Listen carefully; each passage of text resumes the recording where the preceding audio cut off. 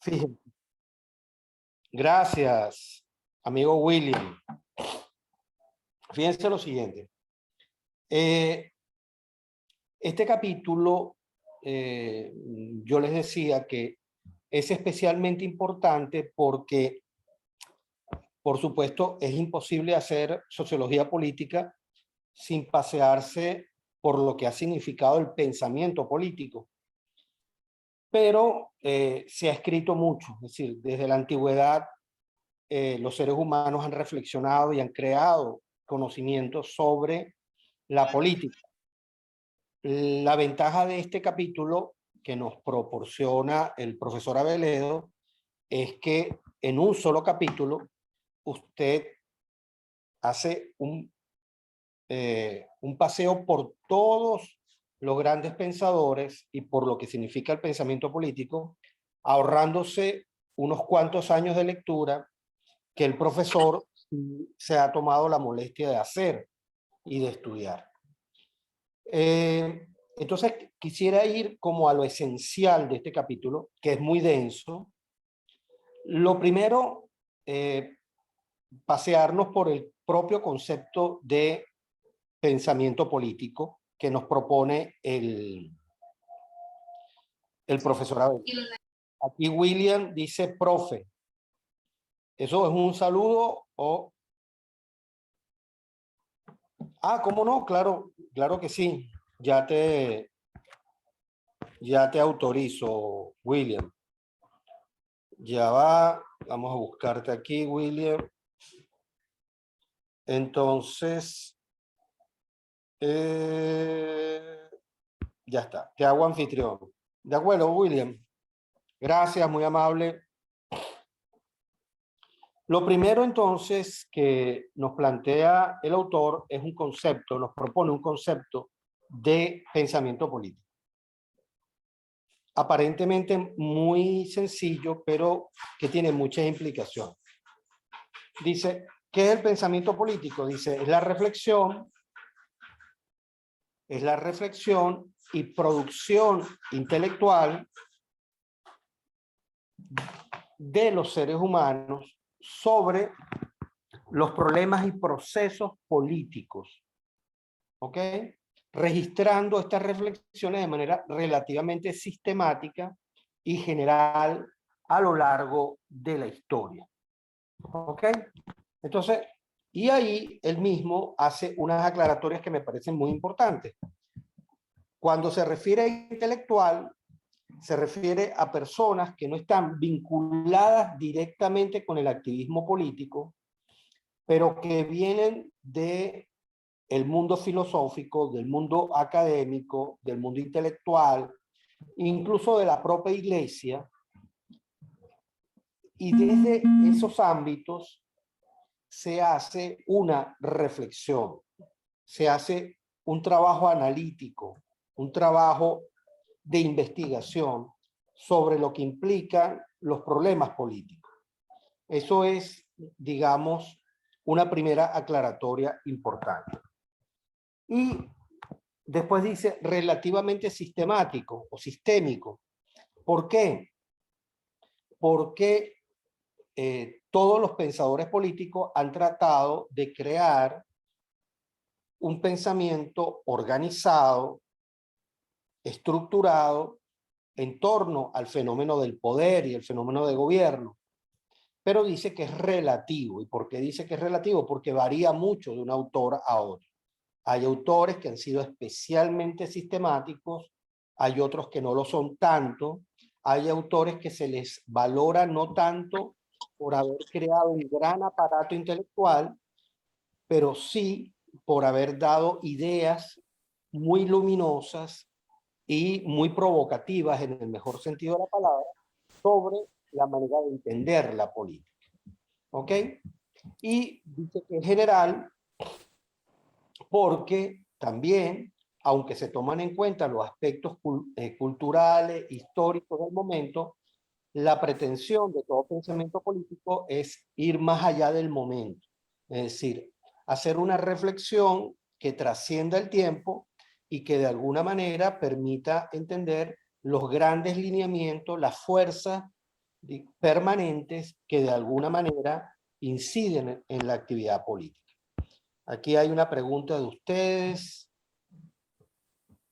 Ajá, Nazaret dice, ¿qué era lo que íbamos a comentar respecto al artículo que usted pasó por el grupo en el que opinó sobre la democracia y elecciones? Para mí está ligado a la antipolítica los resultados de dicha encuesta. Profe, disculpe la interrupción, hay compañeros esperando a entrar y otros notifican que no pueden asistir porque está fallando internet. Bueno, gracias por tu comentario. Nunca es una interrupción, ¿ok?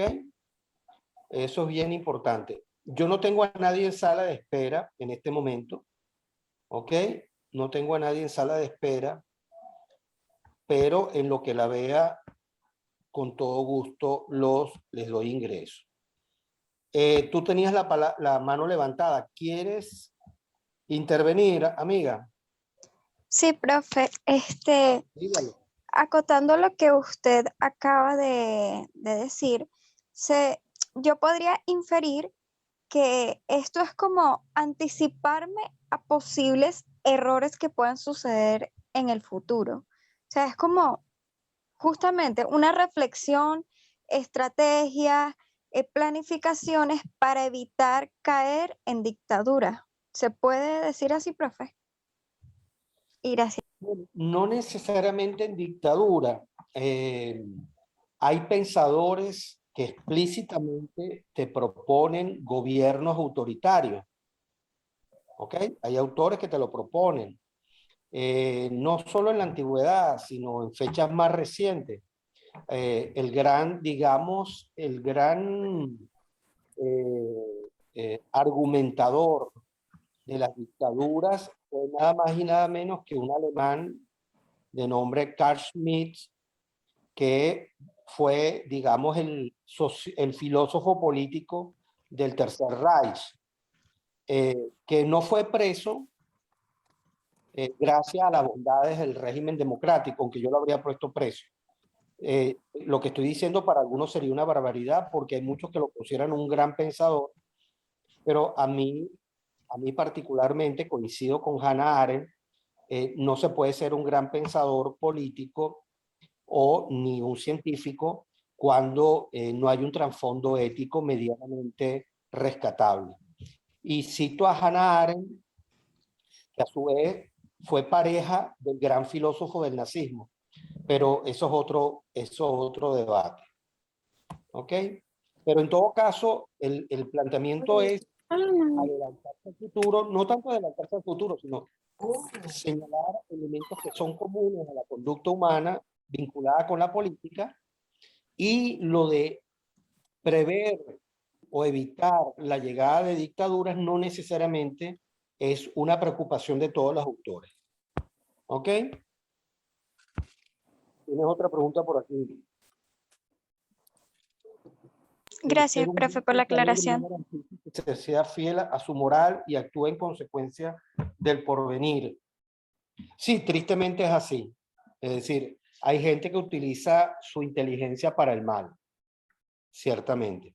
Aunque yo, como digo, sigo, por ejemplo, aquí también voy a decir, según algunos, una gran barbaridad.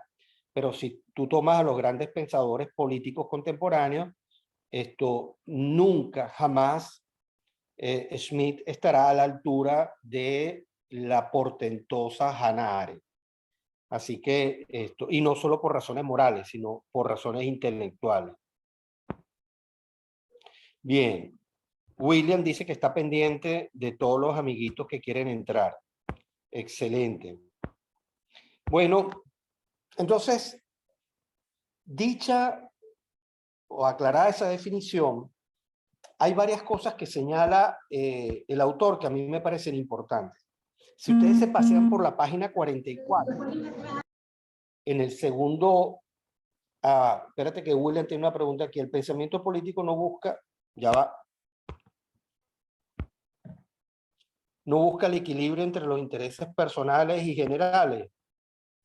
Sí, puede buscarlo, pero eso no necesariamente tiene que ver con la democracia. Es decir, hay cuando veamos a un autor hoy que es muy importante, que es Hobbes, Hobbes plantea, entre las tantas ideas interesantes que formuló, es que los intereses personales, ¿verdad? Y los intereses generales pueden estar mediados por una autoridad impositiva muy poderoso que él llamó el Leviatán. Entonces, no necesariamente términos que suenan bien son necesariamente en la realidad, ¿verdad? Lo que uno espera. De hecho, en gran medida, gente como nosotros, que se pregunta, bueno, pero esto no está pensado para la democracia. Bueno, pensamos en eso porque somos producto de nuestra época. En otras épocas eso no entraba dentro de la discusión, ni era una preocupación para nadie. Eso es importante tomarlo. Por eso me refería en este momento a una cita que hace el profesor Aveledo en la página 44, cuando dice algo muy interesante, que gran parte del pensamiento político está vinculado a Occidente. Y eso no es casual. ¿Por qué no es casual? Porque, digamos, las cosas que ahora damos por sentado, como la democracia, son, entre comillas, no lo estoy diciendo en un sentido negativo, son inventos, son creaciones del pensamiento occidental. Él ahí cita una serie de palabras. Dice, esa tradición occidental va formando el vocabulario usual, no solo de la disciplina académica, sino de los demás discursos políticos en la opinión pública. Palabras como ciudadanía, Estado, república, libertad, autoridad, gobierno, democracia, soberanía, obediencia, contrato, paz, corrupción, ¿verdad? Todas esas palabras en gran medida son creaciones. ¿Ok? Cuando habla, por ejemplo, de la preocupación, el hecho de que haya organizaciones a nivel mundial que se preocupan por la corrupción, que eso sea un debate público, que forme parte de la agenda pública, es un aporte de los avances de Occidente. Es decir, durante siglos, la corrupción, el que unos con más fuerza que otros se impusieran y se sintieran autorizados a robar, a despojar, a invadir, no sé si les suena conocido, esto era algo normal, entre comillas. ¿Ok? Entonces ahí el pensamiento occidental tuvo mucho que ver en la renovación de esos conceptos. Y también la Iglesia Católica. El cristianismo fue un elemento modernizador clave ya dentro del propio pensamiento occidental, aunque la izquierda no lo quiera reconocer. Y cuando yo decía ahí la palabra ciudadanía, bueno, la ciudadanía es una creación importante. Es decir, durante siglos, la humanidad, en muchas partes de la humanidad, tú no eras un ciudadano, tú eras un objeto, tú eras una propiedad de alguien. ¿Ok? Incluso en el día de hoy, es decir, en Arabia Saudita, tú no puedes decir que las personas que viven en Arabia Saudita sean ciudadanos en el sentido que nosotros lo entendemos. Y si además esa persona es una mujer, todavía menos. Entonces, estas cosas que nosotros damos por sentado, ser ciudadano y que el ciudadano tiene unos derechos y tiene unas obligaciones con respecto a la sociedad, son creaciones de Occidente.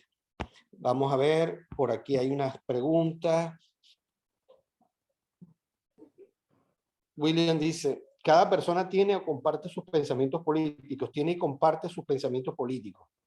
Bueno, habría que distinguir. Una cosa muy distinta es que cada persona puede tener opiniones políticas y otra es hablar de pensamiento político. Cuando estamos hablando de pensamiento político, estamos hablando de cosas trascendentes. O sea, estamos hablando de Platón, estamos hablando de Aristóteles, de Maquiavelo, de Montesquieu, ¿no? Dice Nazaret, la iglesia juega un papel importante. Sí, por supuesto. Roselena, en una parte comentan que el trabajo del pensador político regularmente era elitesco por el hecho de tener las herramientas intelectuales y los medios de difusión masivos. Nazaret dice, tal como la situación con los talibanes, son vistas como objeto las mujeres. Efectivamente, un país que, digamos, compartimos la misma época en términos temporales, el mismo calendario y el mismo momento de la historia, pero históricamente estamos a siglos de distancia, ¿no? Lo que decía Roselena, sí, efectivamente es un trabajo elitesco y digamos que siempre lo es. Elitesco en el buen sentido de la palabra, es decir, gente que tiene una preparación y una formación especial que lo hace distinto a los demás y que los coloca en una posición privilegiada para la reflexión. Rosalena dice, ¿eso va ligado también a este pensamiento de la idea? Por supuesto, por supuesto. Que no solamente es el tema político, es Profe, a nosotros. Si yo les digo que le hablo de teología, a usted le parece lógico que exista la teología, ¿ok? Que es una disciplina encargada de estudiar sistemáticamente, analíticamente, todo lo concerniente a las ideas religiosas y en particular, sobre todo las que tienen que ver con el cristianismo. Eso nos parece lógico, pero ocurre que en otras sociedades no existe teología, ¿ok? Hay personas a los que le llaman teólogos, como en el mundo islámico, pero el teólogo en el mundo islámico no es el mismo que en el mundo cristiano. ¿Ok? Un teólogo en el mundo islámico es alguien que tiene la autoridad para imponer la versión ortodoxa de el Islam. Eso es, ni más ni menos. Mientras que en el mundo cristiano, un teólogo es un científico, un intelectual, una persona que piensa por cabeza propia. Por ejemplo, el Papa Ratzinger, el que abdicó por asuntos de edad, no solamente es un teólogo, es uno de los grandes intelectuales de la segunda mitad del siglo XX y principios del siglo XXI de Europa. ¿Ok? Eso no es concebible en el mundo islámico. En el mundo islámico usted no va a tener teólogos que sean grandes intelectuales. ¿Por qué? Porque la visión dogmática, anticientífica de gran parte del Islam no lo va a permitir. Dice Nazaret, no sé si estoy equivocada, pero el ostracismo no estaría en ese caso influyendo en la política, profe. Bueno, el ostracismo era una práctica muy particular que tenían los griegos y cuando hablas de la política es como demasiado amplia, ¿ok? Si estás hablando del caso venezolano, yo creo que no aplicaría el ostracismo, más bien aplica simplemente la persecución política y policial en su sentido más burdo, ¿no?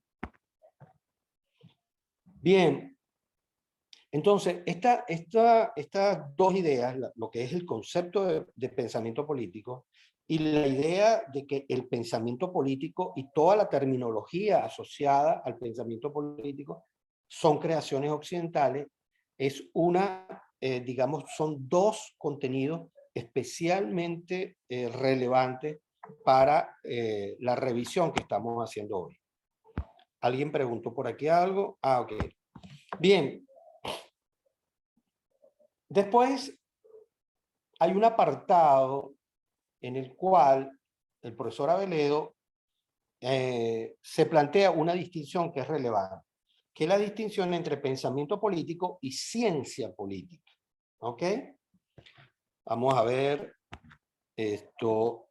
Paola Martín. Paola, ¿qué nos tienes que decir de ese planteamiento que hace el profesor Aveledo entre pensamiento político y ciencia política?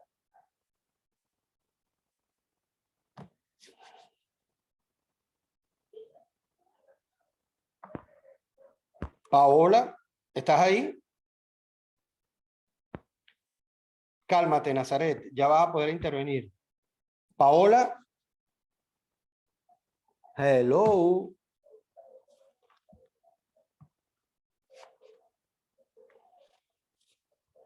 Hello, ¿no? Bueno, Paola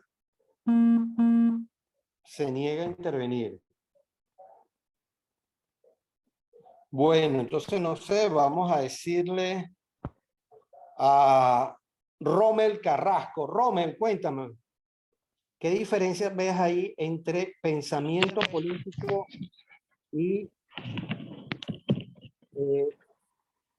ciencia política? Profe, aquí estoy. Buenas tardes. ¿Qué tal, Rommel? ¿Cómo te va? Siento que la naturaleza que se destaca en el texto sobre pensamiento político es que, como dice ahí, pues es esencialmente discutible.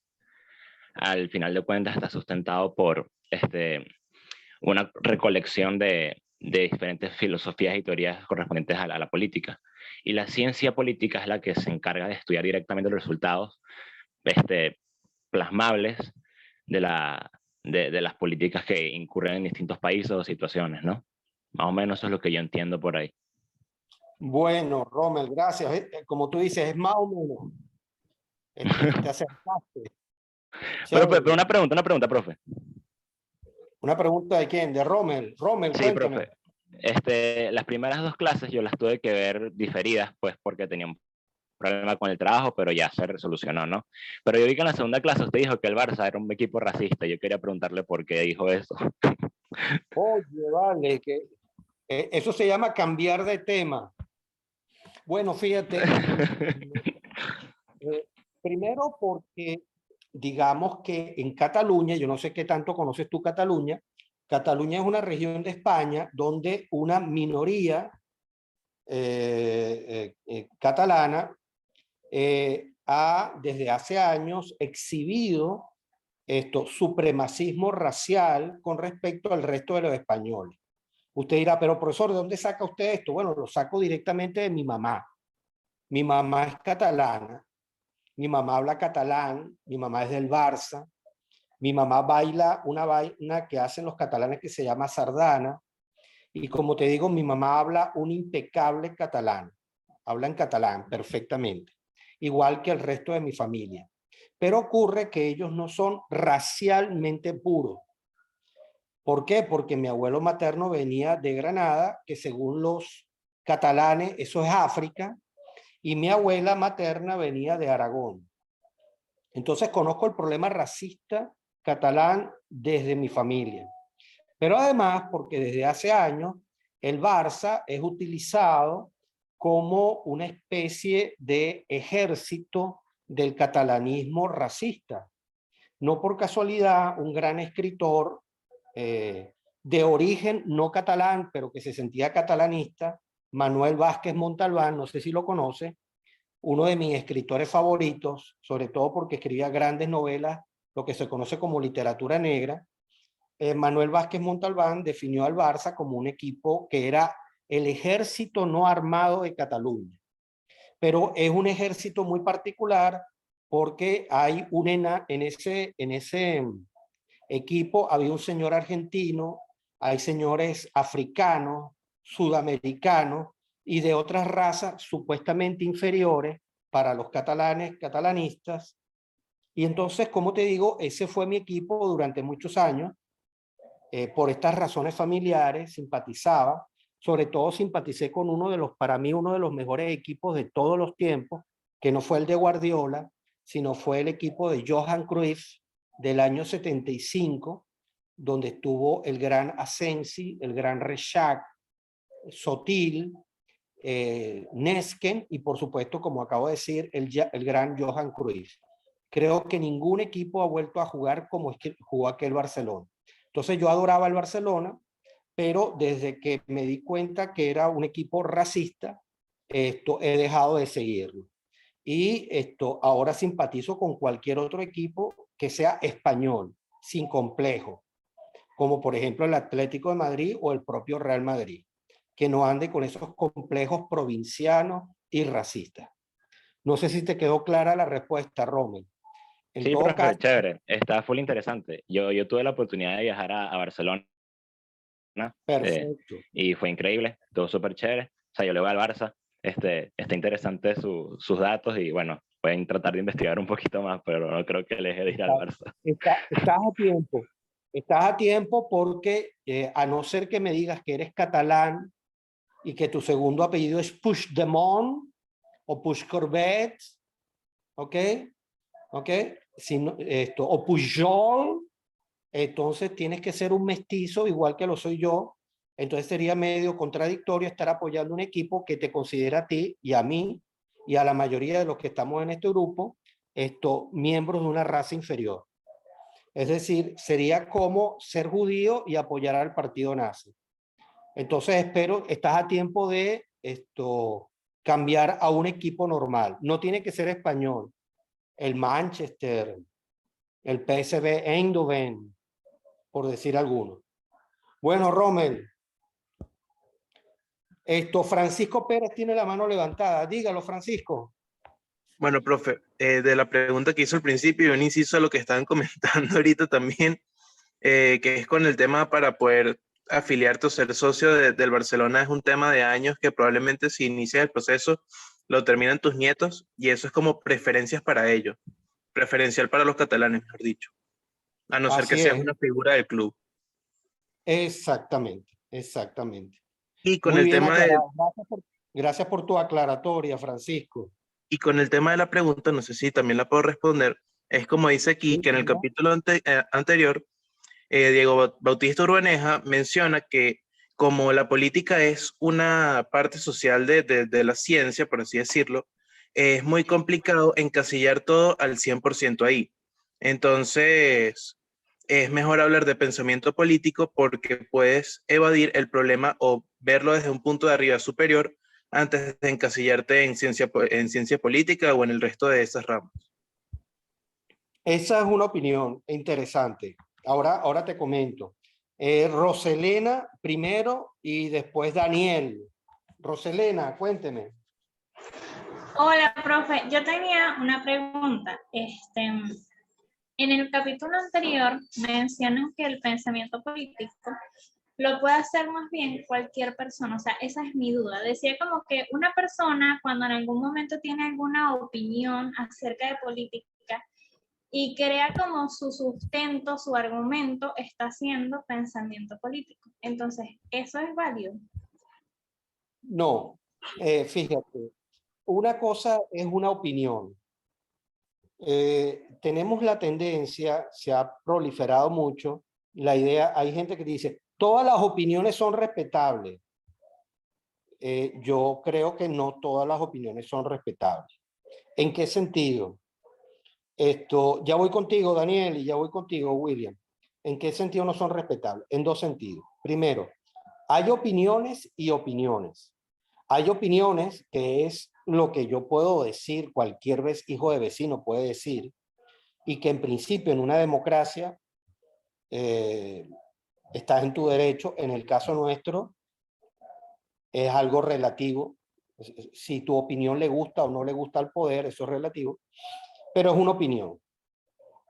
¿Ok? Después están lo que llamaríamos las opiniones calificadas. ¿Ok? Es decir, una cosa es que yo de repente digo, oye, siento como una presión aquí. Oye, yo no sé si fue que hice un mal movimiento y me monté un músculo aquí. No sé. Esa es mi opinión. Una opinión no calificada. Y otra es cuando yo voy a mi médico y mi médico me dice, no, ¿sabes lo que te pasó? Es que lo que pasó es que un nervio que no sé qué, que pasa por ahí, se te inflamó. Eso es una opinión calificada. Entonces hay que distinguir entre las dos cosas, entre opiniones calificadas y opiniones. Pero además hay otro tipo de opiniones, que son las opiniones que, lo que decíamos antes, son moralmente insustentables. Entonces, no, es que yo tengo derecho a decir que las mujeres son inferiores. Váyase usted bien largo para el carajo. Es lo que hay que decir. No, pero es que yo tengo derecho. O sea, su opinión no es respetable. Si usted me dice que la gente es mejor o peor por el color de su piel, su opinión no es respetable. Si usted me quiere hacer algún tipo de planteamiento de exclusión, de cualquier tipo de exclusión, por la manera en que la gente se viste, o por su orientación sexual, o por el país del que viene, ahí no hay discusión. O sea, ahí no me voy a discutir. Porque, bueno, no tiene sentido perder tiempo en eso, ¿no? Es algo que, por ejemplo, tristemente, en Venezuela se ha aplicado durante años. Por ejemplo, el régimen dice, como usted no es chavista, su opinión está clausurada. Pero espérese, pero es que yo tengo argumentos, no me interesan tus argumentos. Entonces, ese tipo de actitudes intolerantes es la diferencia que... Y pensamiento político, como dice el autor, se refiere a un pensamiento sistemático. O sea, no es que yo ahora dije, yo tengo una opinión, yo estoy a favor de Guaidó, o no estoy a favor de Guaidó. Bueno, sí, eso es una opinión. ¿Eso es pensamiento político? No, eso no es pensamiento político. Ahora, si usted le pregunta, aquí hay importantes politólogos, usted le pregunta a Sucre Heredia, usted le pregunta al profesor Ángel Álvarez, por decir algo, ¿qué opinión tiene sobre la situación actual de la oposición? Entonces, eso se llama pensamiento político. ¿Ok? Ajá, por ahí había una mano levantada de Daniel. Dígalo, Daniel.